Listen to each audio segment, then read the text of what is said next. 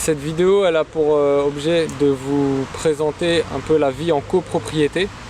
Moi-même je suis copropriétaire, plusieurs fois copropriétaire aujourd'hui.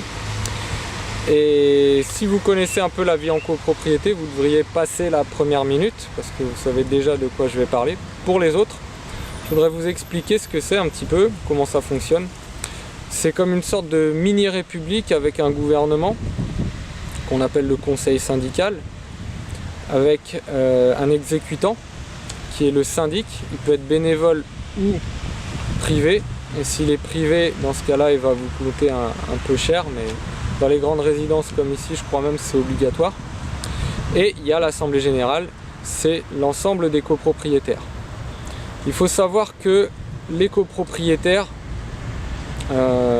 s'ils ont un petit appartement, ils vont avoir moins de poids dans leur vote que s'ils ont un grand appartement. Par exemple, chaque personne compte une voix, mais chaque voix est différente. Si vous avez un appartement de 30 mètres carrés et que quelqu'un qui a un appartement de 80 mètres carrés n'est pas d'accord avec vous, bah c'est lui qui va avoir plus de voix, plus de tantièmes comme on dit, lors de l'assemblée générale. Maintenant on va pouvoir enfin rentrer dans le vif du sujet. Il faut savoir que je suis propriétaire dans cette résidence, vous voyez autour de moi, je vais vous la montrer un petit peu. Je suis propriétaire depuis 2012 dans cette résidence. C'est une résidence très agréable parce qu'il y a un parc, c'est ça d'ailleurs qui a fait qu'on a voulu acheter avec mon épouse, c'est l'un des critères. On est en bord de Seine, bon vous voyez il y a beaucoup de circulation mais on est en ville, on ne peut pas tout avoir. Et quelques mois après, stupéfaction, j'ai appris que ce beau parc, du moins une grande partie de ce beau parc, plus une partie des arbres allait être arrachée pour faire un nouveau parking. Vous voyez, on est en fin de journée et pourtant il y a encore des places de libre. Ils voulaient tout simplement que chaque appartement ait une place attribuée. Alors au début je me suis dit bon, ça m'embête un peu pour mes arbres, et quand j'ai vu le prix qu'on allait payer pour une place en centre-ville à côté de la gare, un endroit où c'est impossible de se garer, je me suis dit c'est pas mal au niveau rentabilité puisque ça allait me coûter que 2700 €.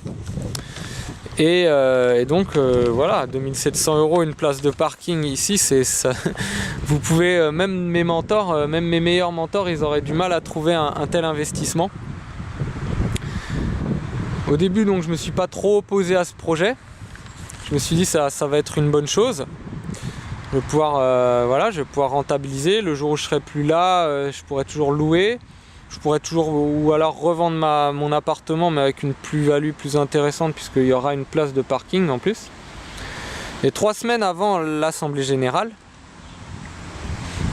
stupéfaction, il manquait quelque chose dans la convocation que j'ai reçue. Donc je l'ai reçue 3 semaines avant. C'est important parce qu'il faut savoir que c'est le délai minimum légal.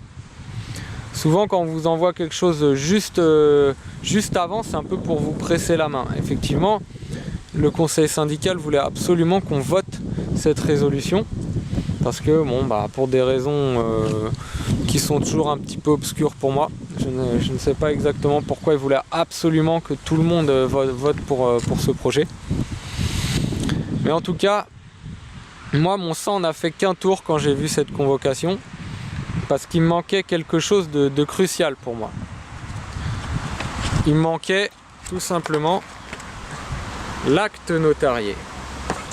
L'acte notarié qui dit que je suis propriétaire de cette place de parking et que tous les autres copropriétaires de la résidence acquièrent une place de parking. Et donc j'ai questionné le syndic, j'ai fait mais pourquoi est-ce qu'on passe pas devant le notaire?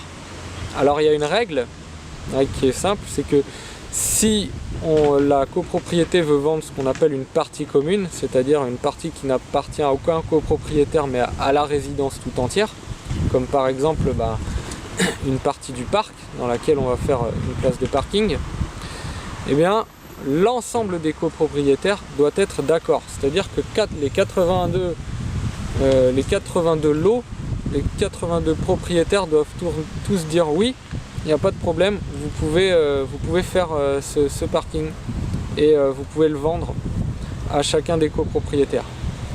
Donc c'est chose impossible en fait. Du coup, on avait juste un droit d'usage, un simple droit d'usage.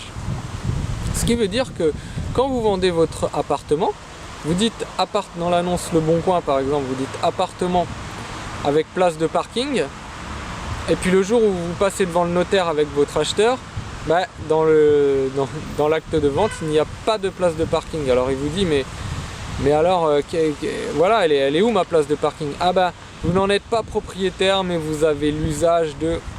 C'est l'embrouille, ça marche pas. Donc en gros, on aurait payé 2700 € pour être propriétaire de rien du tout. Alors bon, moi ça a commencé à me déplaire, alors qu'on nous disait, on n'avait même pas le droit de la louer, on n'avait rien droit de faire avec, juste le droit de se garer en fait, et voilà, c'est tout. Et donc on aurait eu plein de places vides, puisqu'il y a beaucoup de gens qui n'ont pas de voiture, et qui ne pouvaient tout simplement pas la louer, c'est interdit dans le règlement de copropriété.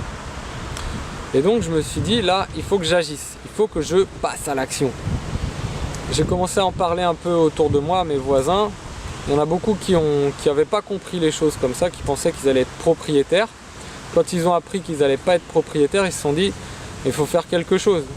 On a donc mis sur papier nos inquiétudes par rapport à ce projet. Je les ai tirés en une centaine d'exemplaires et je les ai distribués, signés par d'autres copropriétaires dans chacune des boîtes aux lettres de la copropriété. Comme ça, tout le monde était au courant. Et puis le soir de l'Assemblée Générale arrive. J'ai une de mes voisines qui a reçu quelques pouvoirs pour pouvoir voter contre ce projet. Moi, j'en ai reçu aucun. Et je me suis dit, va voir ton voisin. Je savais qu'il était plutôt contre ce projet, mais voilà, la timidité, la peur de déranger, etc. font que j'osais pas aller le voir. Et je me suis dit, bon allez, c'est pas ton genre de ne pas passer à l'action, il faut que tu ailles voir ton voisin. Il faut que tu lui demandes, on sait jamais, ça peut passer à une voie près. C'est 2700 €. Derrière, c'est ta place de parking dans Paris que tu vas pouvoir acheter, parce que je voulais aussi acheter une place de parking que j'ai pu acquérir grâce à ça d'ailleurs, dans Paris, et qui m'apporte une belle rentabilité. C'est ton avenir d'investisseur. Il faut passer à l'action, il ne faut pas se laisser faire. Je suis donc allé voir mon voisin, j'ai discuté avec lui, effectivement il ne pouvait pas aller à l'Assemblée Générale, et il m'a donné son pouvoir. À l'Assemblée Générale, le moment de la résolution arrive. Le secrétaire syndical dit, voilà, qui est pour ce projet. Il y a eu à peu près la moitié des mains qui se sont levées. Qui s'abstient? 3 mains se sont levées. Et qui est contre? À peu près une autre moitié qui se sont levées. Le projet a été rejeté in extremis, à une voix près, à quelques tantièmes si vous préférez. Ce qui veut dire que si je n'étais pas allé voir ce voisin, le projet serait passé et j'aurais dû payer les 2700 €. C'est donc à 80 copropriétaires que j'ai permis d'économiser 2700 €. Alors certains, bien sûr, auraient voulu ce parking, donc eux, ils auraient plutôt été intéressés pour les dépenser, ces 2700 €. Mais vous voyez, la majorité était contre. Et au début, je pensais que j'allais me faire un peu vilipender en sortant de l'Assemblée Générale. Il y a un petit groupe de personnes qui se sont constituées autour de moi et qui m'ont plutôt dit c'est bien ce que vous avez fait. Bon, nous aussi à la base, avant d'avoir lu votre tract, on était déjà contre, mais on trouve que vous aviez de bonnes idées. Alors pourquoi cette vidéo? Tout simplement pour vous dire que dans la vie, jamais rien n'est joué. Jamais. Il faut toujours passer à l'action, il faut donner son maximum et des fois ça passe in extremis. Là, c'est vraiment des petites choses qui font que derrière, vous pouvez faire capoter un projet ou vous pouvez réussir un projet que vous voulez absolument réussir. Surtout, passez à l'action. La timidité, c'est votre ennemi public numéro 1. C'est lui qui vous empêche de passer à l'action. Vaut mieux de temps en temps être un petit peu un emmerdeur plutôt que de vouloir plaire à tout le monde. Et au final, vous ne vous plairez pas à vous-même car vous serez malheureux. vous laisserez votre vie entre les mains des autres. Passez à l'action, ayez confiance en vous-même, ne soyez pas timide, osez. Voilà, c'est vraiment les maîtres mots que j'ai à vous dire. Voilà. J'espère vous retrouver dans une prochaine vidéo de mesmentors.fr.